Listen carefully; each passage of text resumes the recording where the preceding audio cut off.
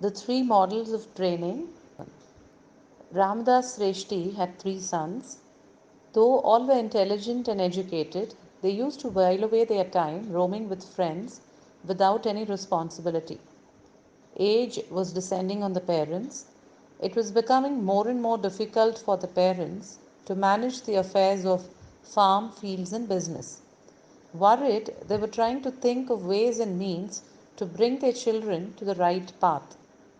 Once, Sreshti called his three sons and asked them to go to the king to deliver the share to the treasury and taxes. The king received the tributes and inquired about the welfare of Sreshti and the occupation of the children. He directed them to get involved in the affairs of the family, saying, "It is only right for you to take care of your parents during their old age. That is also the law of the land. Immediately get involved in your family affairs." The oldest son, as directed by the king, immediately started shouldering the responsibility of the family. But his siblings continued in their old ways. The older brother once called his younger brothers aside and told them, "I have to reveal something.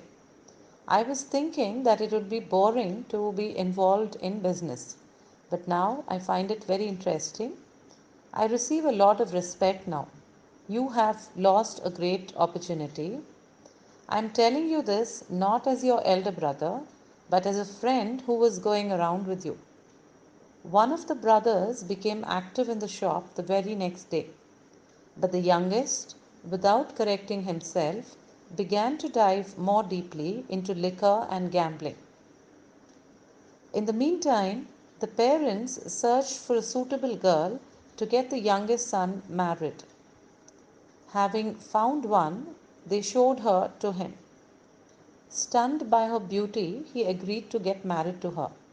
She was a soft and serene girl and was also very smart. She took him into her fold very easily. Unable to ignore her advice, he gradually returned to the right path. The parents spent the evenings of their lives happily and peacefully through prayer and meditation. The above is a story about approach to education and schooling in Bharata. The sages of India were well aware of the wealth of penance. They had found a vast gold mine of joy within themselves. Besides, they had laid down norms for enjoying the happiness bestowed by Mother Nature and to fulfill desires.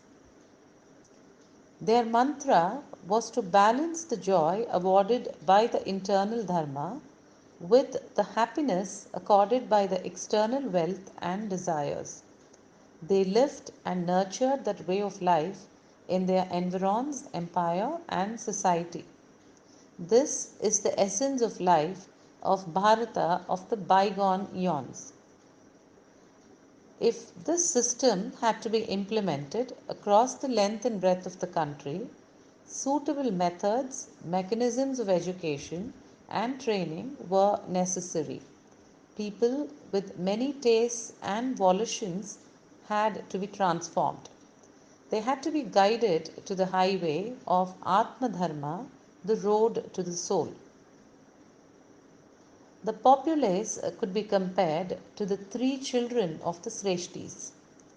Training people in Dharma Marga by instructing in Vedas and Upanishads was one of the methods. The Vedas and Upanishads prescribe internal penance and meditation akin to the king's decree: speak the truth, follow dharma, the righteous path, do not turn away from self study. Satyam vada, dharmam chara, swadhyayan ma pramadaha. There are undertones of teaching by directing in sayings like Esha Adeshaha, Esha Upadeshaha. They reverberate solemnly like a king's command. They bring silence to people's minds, and in stunned moments, the minds dwell deep down.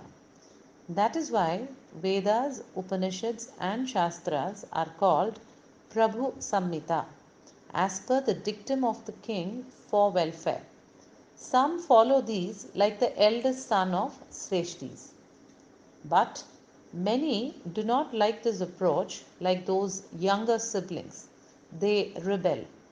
Instead of teaching directly, they have to be enlightened in the righteous path through stories and parables. They have to be made aware of the perils of the wrong path. Since Itihasas and Puranas perform this like a friend, they are Mitra Samhitas, the route followed by a friend. We find many examples like the Adharma of Hiranyakashipu, Prahalada's devotion, the vanity of Kauravas, the devotion of Pandavas to the righteous path, Nahusha's downfall, Ajamila's upliftment, and many more. Profound spiritual principles have been woven into these stories. When just 5 years old, Dhruva meditates on Lord Narayana and earns his grace. His mother was Suniti. His father loved his stepmother Suruchi much more. Hence, Dhruva, son of Suniti, was not getting his due. Unable to bear the injustice, he leaves home and meditates on Lord Narayana as per the direction and instructions of sage Narada and acquires his grace.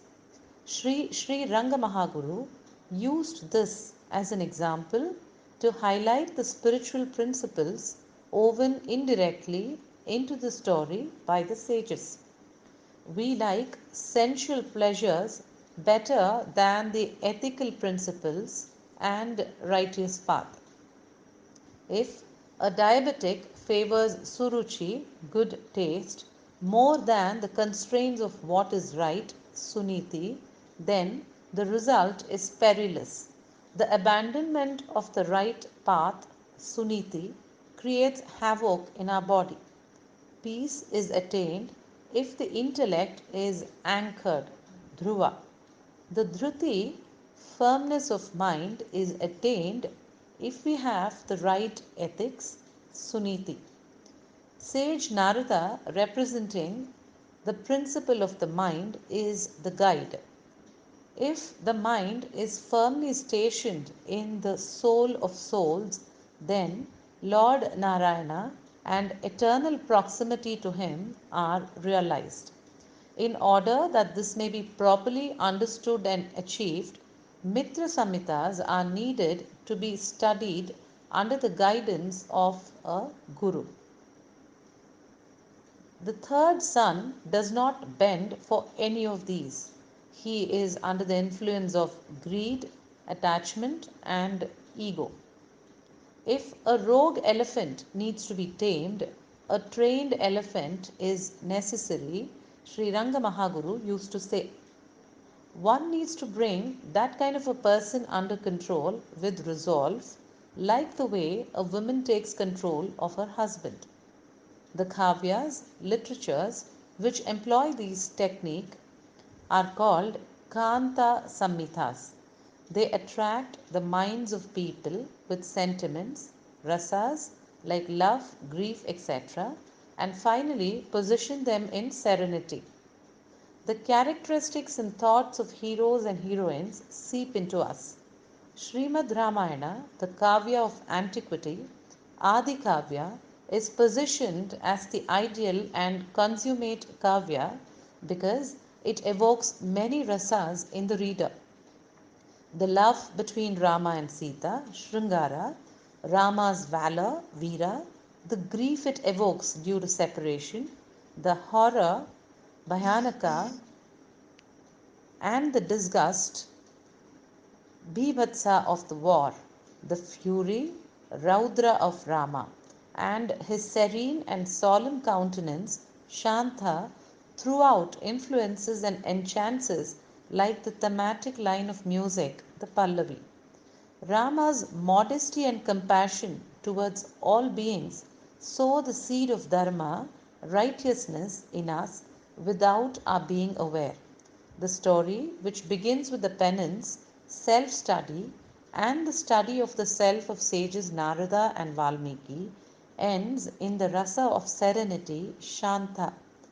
In the country of Bharata of the sages, Dharma, Artha, Kama, Moksha were the fourfold Purusharthas, goals of life.